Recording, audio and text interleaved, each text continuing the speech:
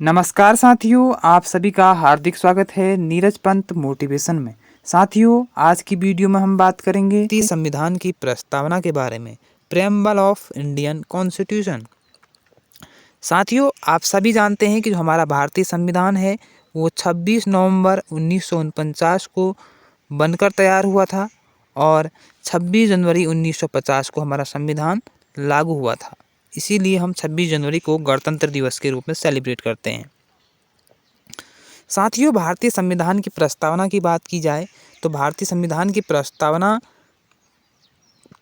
मूल प्रस्तावना जो थी उसमें कुछ अलग बातें निहित थी और जो नई प्रस्तावना है उसमें कुछ नई चीज़ें, यानी कि भारतीय संविधान का यहाँ पर कह रहा है कि जी 42वें संविधान संशोधन द्वारा हमारे जो संविधान की प्रेम्बल है वो इस प्रकार है। हम भारत के लोग भारत को एक संपूर्ण प्रभुत्व संपन्न समाजवादी धर्मनिरपेक्ष लोकतंत्रात्मक गणराज्य बनाने के लिए तथा उसके समस्त नागरिकों को सामाजिक, आर्थिक और राजनीतिक न्याय, विचार, अभिव्यक्ति, विश्वास, धर्म और उपासना की स्वतंत्रता, प्रतिष्ठा और अवसर की समता प्राप्त कराने के लिए तथा उन सब में व्यक्ति की गरिमा और राष्ट्र की एकता और अखंडता सुनिश्चित करने वाली बंधुता बढ़ाने के लिए संकल्प होकर अपनी संविधान सभा में आज तिथि 26 नवंबर 1949 के दिन इस संविधान को अंगीकृत, अधिनियमित और आत्मार्पित करते हैं। तो साथियों, ये भारतीय संविधान की प्रेम्बल है जिसे भारतीय संविधान की आत्मा भी कहा जाता है। 42वें संविधान संशोधन द्वारा मूल संविधान के वाक्य प्रभुसत्ता संपन्न लोकतंत्रात्मक गणराज्य के साथ समाजवादी और धर्मनिरपेक्ष शब्द जोड़े गए हैं। यानी कि 42वें संविधान संशोधन 1976 के द्वारा 42वां संविधान संशोधन 1976 के द्वारा भारतीय संविधान की प्रेम्बल में समाजवादी और धर्मनिरपेक्ष शब्द जोड़े गए हैं। राष्ट्र की एकता के स्थान पर राष्ट्र की एकता और अखंडता शब्द भी जोड़े गए हैं। तो साथियों, ये कुछ इम्पोर्टेंट फैक्ट्स हैं जो आपको इंडियन कॉन्स्टिट्यूशन की जो प्रेम्बल है उससे रिलेटेड अपने माइंडसेट में याद रखने हैं। अब कह रहा है कि संविधान की प्रस्तावना को निम्नलिखित 4 भागों में बांटा जा सकता है।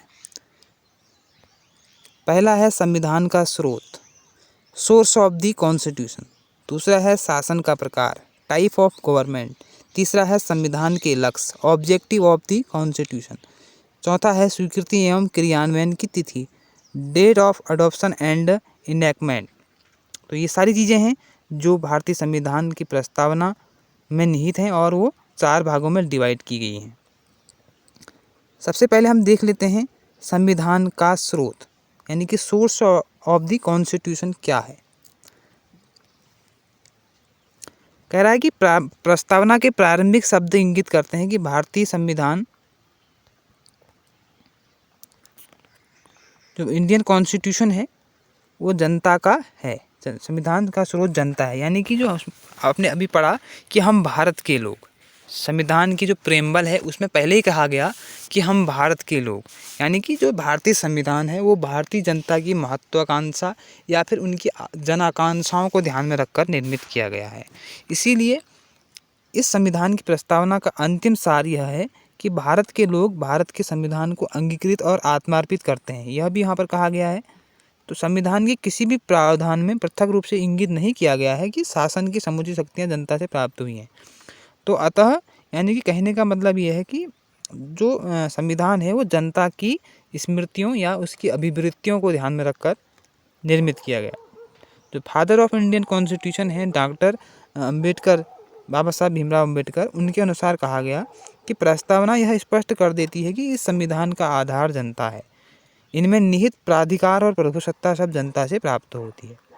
ठीक है, ये सारी चीज़ें यहाँ पर संविधान के स्रोत के रूप में, यानी कि संविधान कहाँ से बनाया गया है, किन चीज़ों को ध्यान में रखकर निर्मित किया गया है, तो उसका स्रोत जनता है। अब है शासन का प्रकार, टाइप ऑफ गवर्नमेंट। यानी कि जो प्रस्तावना है, प्रेम्बल है, उसमें क्या चीज़ें कही गई। उसमें कहा गया कि संपूर्ण प्रभुत्व संपन्न की बात वहाँ पर कही गई। तो प्रभुत्व संपन्न का मतलब क्या है? प्रभुत्व संपन्न का मतलब होता है कि जो इंडिया होगा इसको हम कहते हैं सावर्निटी। सावर्निटी या हम भी इसको संप्रभुता भी कहते हैं सामान्य शब्दों में। संप्रभुता या प्रभुता एक ही चीज़ है, आप कंफ्यूज मत होइएगा। तो संप्रभुता का मतलब होता है कि पॉलिटिकल साइंस में कि किसी भी राज्य राष्ट्र को अपने आंतरिक और बाह्य मामलों में इंटरनल एंड एक्सटर्नल, है ना, तो बाह्य मामलों में निर्णय लेने की शक्ति होगी। कोई भी राज्य तब तक राज्य नहीं है जब तक वो आंतरिक एवं बाह्य मामलों में खुद डिसीजन नहीं लेता है, ठीक है ना। जैसे इंडिया की हम बात करते हैं तो इंडिया जो है अपने आंतरिक और बाह्य मामलों में खुद डिसीजन लेता है। आंतरिक मामले का मतलब क्या होता है? एक राज्य का दूसरे राज्य से संबंधित, है ना। और बाह्य मामला यानी कि एक देश से दूसरे देश से लेकर, ठीक है ना।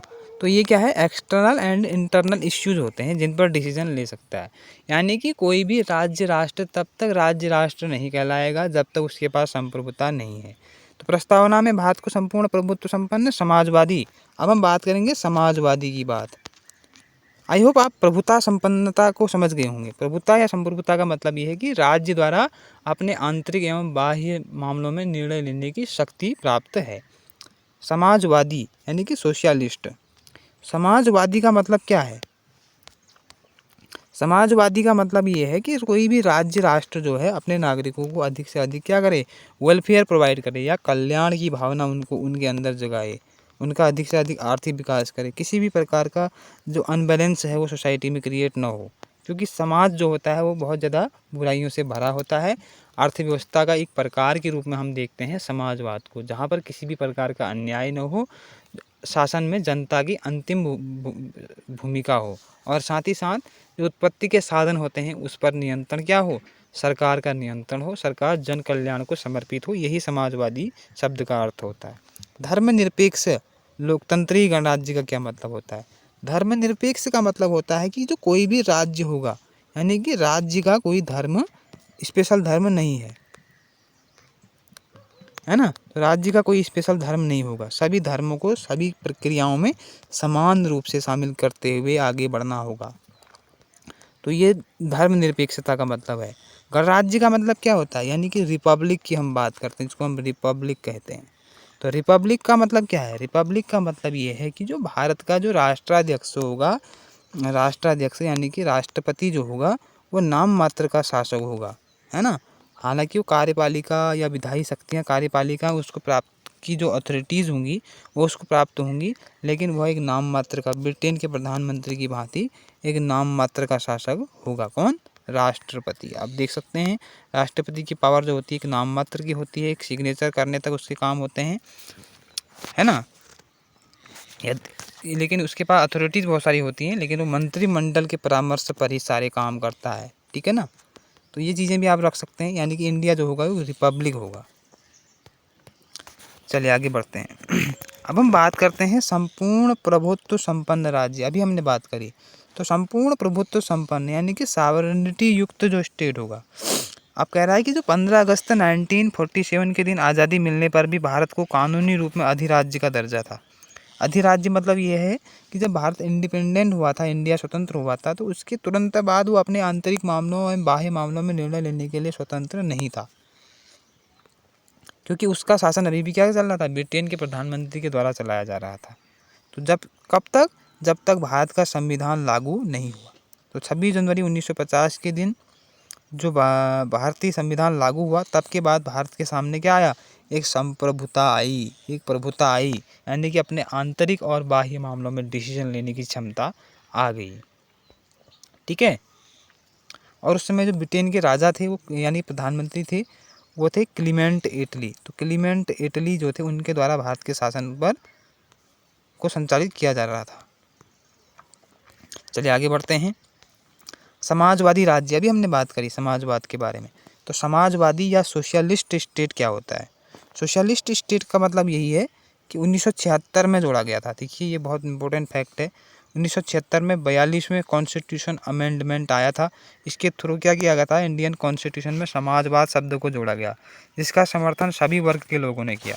कांग्रेस पहले से ही भारत में प्रजातंत्री समाजवाद की स्थापना करने का लक्ष्य बना चुकी थी।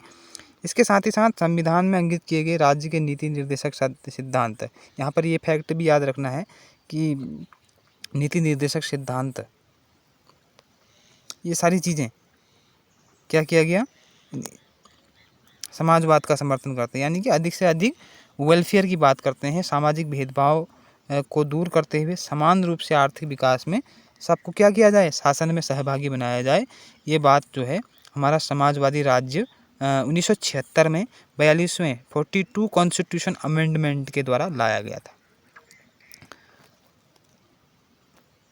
ठीक है, उसी के बाद जो था, ये जब चीज़ें अपनाई गई, समाजवाद यानी कि सोशलिस्टिक चीज़ें अपनाई गई, तो नीति निर्देशक सिद्धांतों को भी मौलिक अधिकारों से श्रेष्ठ घोषित किया गया।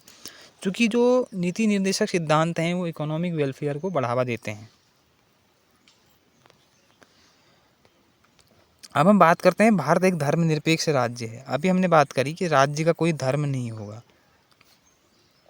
राज्य का कोई धर्म नहीं होगा, सभी धर्म समान रूप से काम करेंगे और किसी स्पेशल धर्म को समान रूप यानी कि असमान रूप से समाज में एक विशेष प्रायोरिटी नहीं दी जाएगी। 42वें संविधान संशोधन के द्वारा धर्मनिरपेक्ष शब्द जोड़ा गया। सभी वर्गों को बिना किसी भेदभाव के अपनी इच्छा अनुसार, यानी कि किसी भी धर्म को अपना सकता है, यानी कि किसी दूसरे के धर्म में बाधा नहीं डालेगा। और हस्तक्षेप जो स्टेट होगा यानी कि इंडिया होगा, वो भी किसी व्यक्ति या विशेष के धर्म में किसी अन्य धर्म को मानने के लिए प्रेशर नहीं बनाएगा।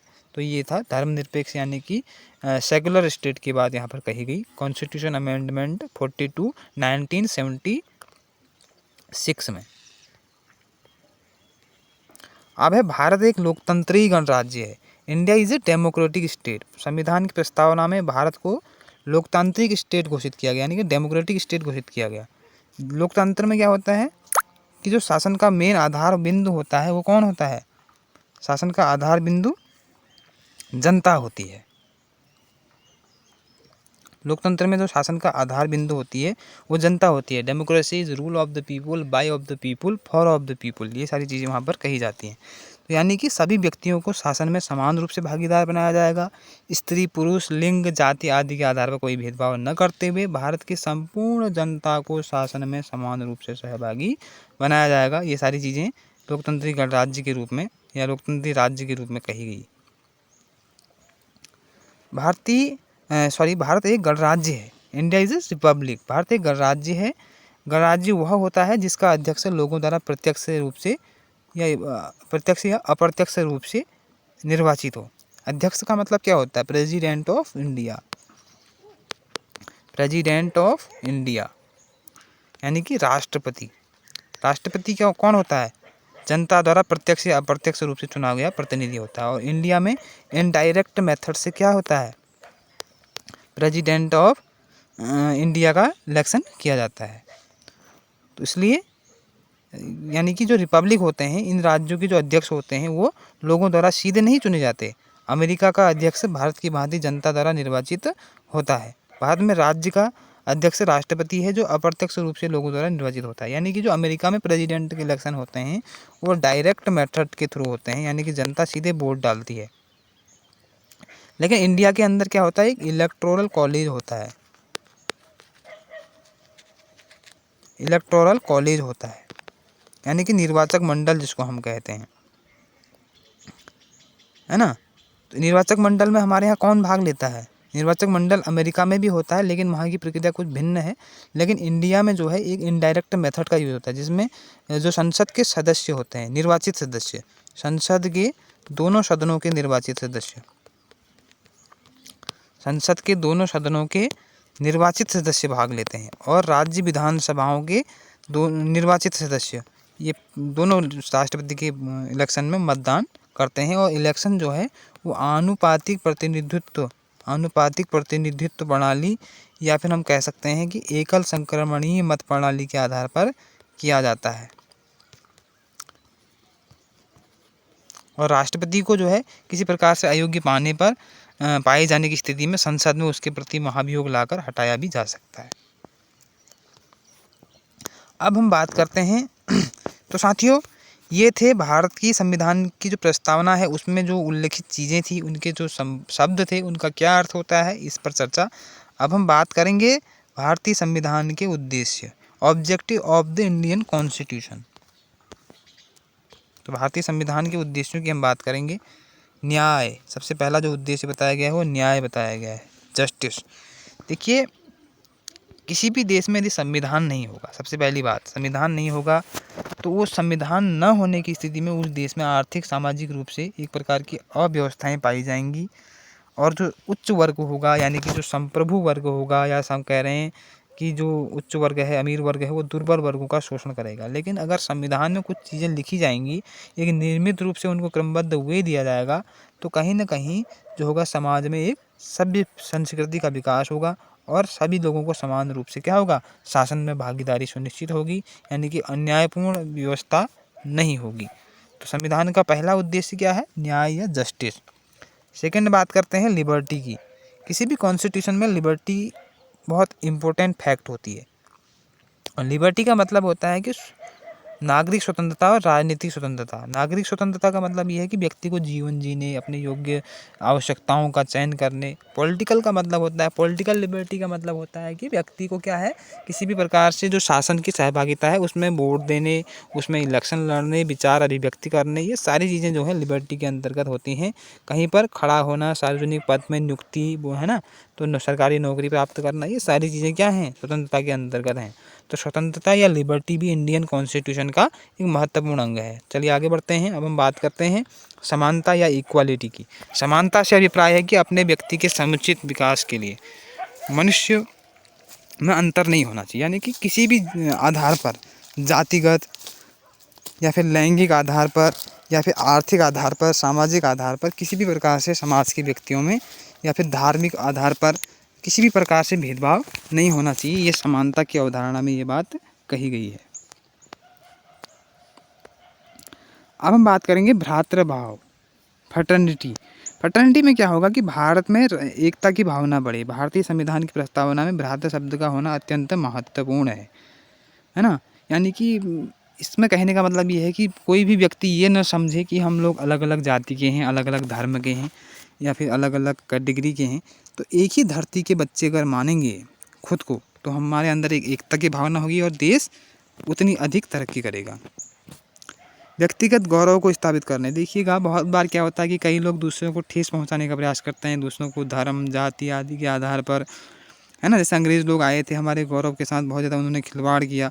तो इस प्रकार से किसी भी व्यक्ति को निम्न न समझा जाए, है ना। बहुत बार क्या होता है, जैसे स्कूल कॉलेज में क्या होता है कि कोई टीचर ऐसे निकम्मे होते हैं कि वो लोग डांट देते हैं स्टूडेंट को कि तू लाइफ में कुछ नहीं कर सकता, तो इस प्रकार से डिमोटिवेट करते हैं।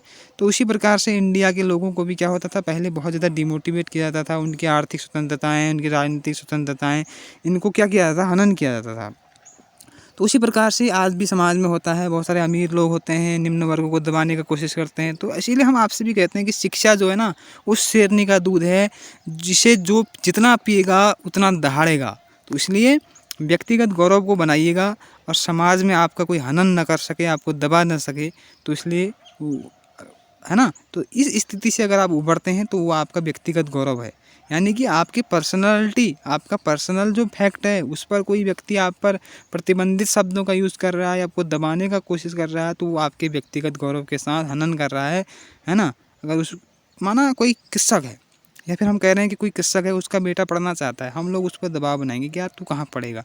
तो इस प्रकार से उसके व्यक्तिगत गौरव के साथ हम लोग क्या कर रहे हैं, खिलवाड़ कर रहे हैं। तो इंडिविजुअल जो हम कह रहे हैं कि आइडेंटिटी होती है, उसके साथ कभी भी खिलवाड़ नहीं करना चाहिए। ये इंडियन कॉन्स्टिट्यूशन में सभी व्यक्तियों को इसीलिए समान रूप से मौलिक अधिकार और फंडामेंटल राइट्स दिए गए हैं। राष्ट्र की एकता तथा अखंडता की स्थापना, stability of the unity and integrity of the motion. यानी कि अंग्रेज़ों की जो फूट डालो राज करो की व्यवस्था थी, भारत का डिवीज़न इसी कारण हुआ था। यानी कि इंडिया और पाकिस्तान का डिवीज़न क्यों हुआ, वो हुआ था फूट डालो राज करो की प्रवृत्ति के कारण हुआ था। तो इसलिए राष्ट्र की एकता को बनाए रखने के लिए जो इंडियन कॉन्स्टिट्यूशन में क्या था, राष्ट्र की एकता बनाए रखने का जो प्रावधान है वो कहा गया, और कहा गया कि पूरे देश के लिए एक ही संविधान को अपनाया गया। है ना। तो पूरे देश में आज पूरा इंडिया का कॉन्स्टिट्यूशन इम्प्लीमेंट है, इसी कारण क्या है, एकता की भावना बनी हुई है। और आई होप इंडिया आगे भी इसी प्रकार की प्रवृत्ति पर चलेगा। संविधान को अंगीकृत करने की तिथि, date of adoption of the constitution. संविधान की प्रस्तावना से हमें इस बात का भी पता चलता है कि हमारा संविधान कब तैयार हुआ, कब अपनाया गया। परंतु उस दिन संविधान सभा ने भारतीय लोगों के नाम को अंगीकृत और अधिनिर्मित आत्मार्पित किया था, परंतु यह संविधान पूर्ण रूप से 26 जनवरी 1950 को लागू हुआ था, क्योंकि 26 जनवरी 1950 को लाहौर अधिवेशन हुआ था। कांग्रेस का 1930 को, और इसमें यह बात कही गई थी कि जो भारत आज़ाद होगा वो 26 जनवरी को आज़ाद होगा, ये बात कही गई थी। लेकिन भारत 15 अगस्त को लागू हो पाया और 26 जनवरी को नहीं हो पाया। तो इसलिए इंडियन कॉन्स्टिट्यूशन को उन्होंने कहा कि यार 26 जनवरी को हमने संकल्प ले रखा है, तो 26 जनवरी को हम भले ही इंडिपेंडेंट डे नहीं मनाएं, लेकिन हम क्या करेंगे, 26 जनवरी 1950 को हम रिपब्लिक डे मनाएंगे, यानी कि गणतंत्र दिवस। तो ये सारी चीज़ें उसमें इम्पोर्टेंट फैक्ट के रूप में हैं। आई होप आप सभी लोग समझ गए होंगे इंडियन कॉन्स्टिट्यूशन की प्रेम्बल को, और इसके साथ साथ objective of the Indian constitution को। यदि आपको वीडियो पसंद आता है यार, प्लीज़ आपसे रिक्वेस्ट है कि चैनल को सब्सक्राइब कर लीजिए, बेल आइकन को प्रेस कर दीजिए, ताकि इसी प्रकार के मोटिवेशनल नॉलेजेबल वीडियोज़ आप सभी को मिलते रहें। मिलते हैं किसी नेक्स्ट वीडियो में। जय हिंद।